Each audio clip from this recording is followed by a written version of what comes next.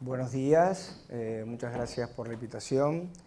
En primer lugar, quiero agradecer a las autoridades de la Facultad de Ciencias Médicas de la Universidad Nacional de Cuyo el habernos invitado. Y un poco el propósito de esta presentación es, si bien el tema más importante y que todos tenemos en mente es el coronavirus, que va a ser la última presentación, también va a ser importante destacar que hay otras dos patologías emergentes que se van a abordar ahora, que son el dengue y el sarampión, y que tienen relevancia desde el punto de vista clínico y médico porque son patologías que tenemos en nuestro país y cada vez aumenta más el número de casos autóctonos y esto también tiene gran importancia. Bueno, yendo a la presentación, yo les voy a hablar de las enfermedades transmitidas por mosquitos, específicamente el dengue. Bueno, las enfermedades transmitidas por mosquitos hay varias, de las cuales las más prevalentes en nuestro país, en el norte de nuestro país, es dengue, chikungunya, zika y fiebre amarilla.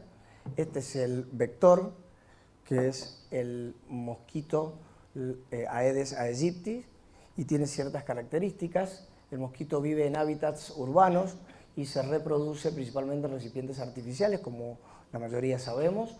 Se alimenta principalmente durante el día y pica a muchas personas a la vez y tiene la propiedad de dejar huevos que permanecen secos en sus lugares durante más de un año y eclosionan al entrar en contacto con el agua. Esto ya es un dato importante para tener en cuenta para cuando hablemos de las recomendaciones que les vamos a decir respecto a las aguas estancadas. Respecto a algunas generalidades, es una enfermedad vírica transmitida por mosquitos. Se propaga rápidamente en todo el mundo en los últimos años. Ya vamos a ver algunos datos estadísticos alarmantes. El virus del dengue se transmite por mosquitos hembra de las especies Aedes aegypti y Aedes albopictus. Y es importante destacar que si bien en épocas de verano, en época de calor, en época de precipitaciones, el Aedes aegypti es el prevalente, el Aedes albopictus es el que genera o el que mantiene el dengue durante el resto del año, incluso en épocas de invierno, porque resiste temperaturas muy bajas y hace que se transmita al resto del año. Y por último, las enfermedades están muy extendidas, como sabemos, fundamentalmente en trópicos, con variaciones locales dependiendo de las precipitaciones, de la temperatura y de la urbanización rápida no planificada.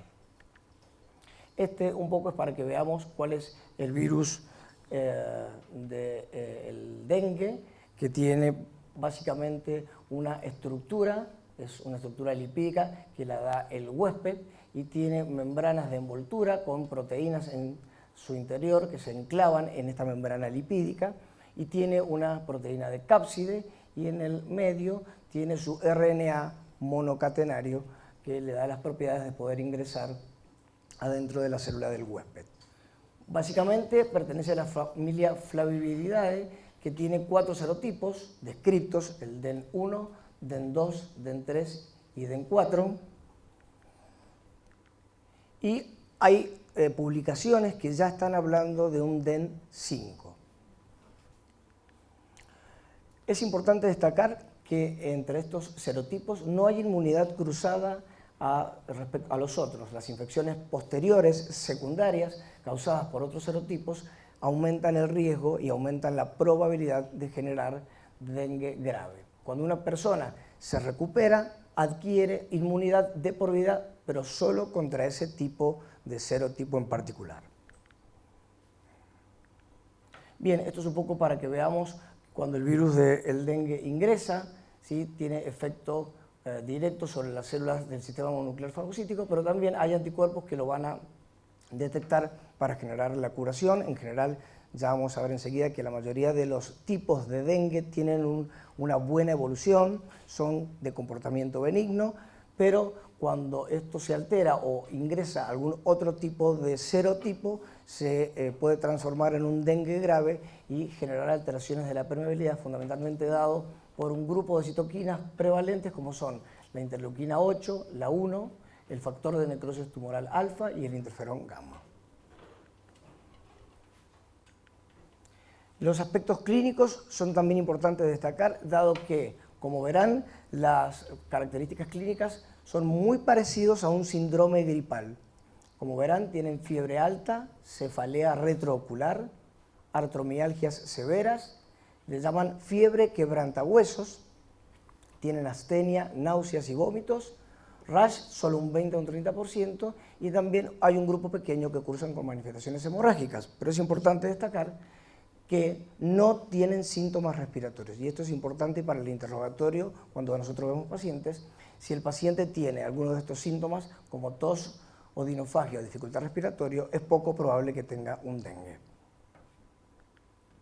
Respecto al dengue grave, las manifestaciones hemorrágicas van a la cabeza. Tienen distintas pruebas semiológicas que uno puede hacer al lado de la cama del enfermo, la prueba del torniquete, colocarle en el antebrazo durante más de 5 minutos y observar las petequias. Las equimosis, que son sangrados un poco más evidentes, y el sangrado luego a nivel de las mucosas, o tener directamente hemorragias digestivas bajas o altas, que son manifestaciones más graves que requieren internaciones en cuidados intensivos. También cursan con plaquetopenia y, como yo les hablaba recién, el aumento en la permeabilidad vascular o capilar hacen que el paciente entre en hemoconcentración, aumente los valores del hematocrito, pierda proteínas, fundamentalmente la albúmina, hipoalbuminemia, y al aumentar el tercer espacio empiece a haber líquido en lugares donde normalmente no hay y se forman ascitis y derrame pleural. Otras manifestaciones clínicas que son atípicas, pero a veces hay debut y debemos estar alertas en el caso de que puedan cursar con encefalitis, meningitis, hepatitis o miocarditis. ¿Cómo es la transmisión?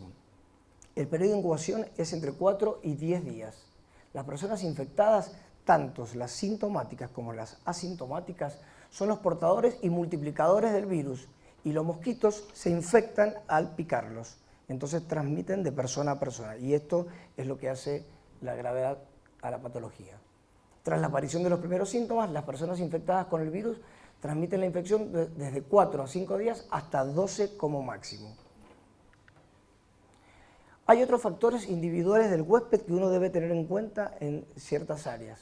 La susceptibilidad innata a la infección, hay ciertas personas que tienen susceptibilidad a tener infecciones más graves.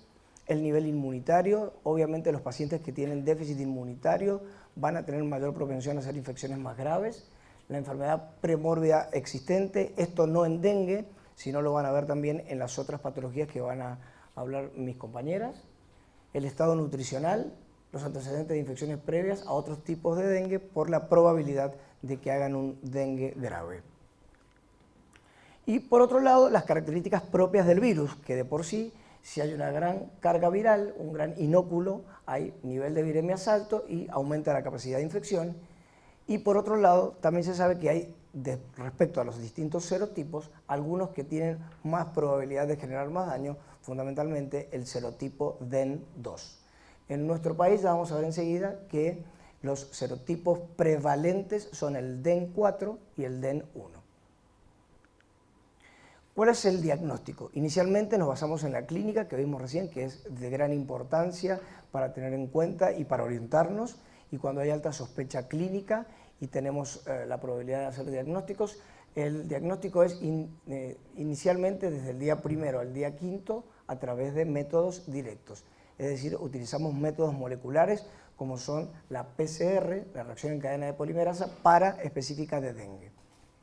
Y luego, desde el quinto día en adelante, ya empiezan a tener acción, empiezan a tener validez los indirectos o los estudios serológicos, como vamos a ver en la siguiente presentación.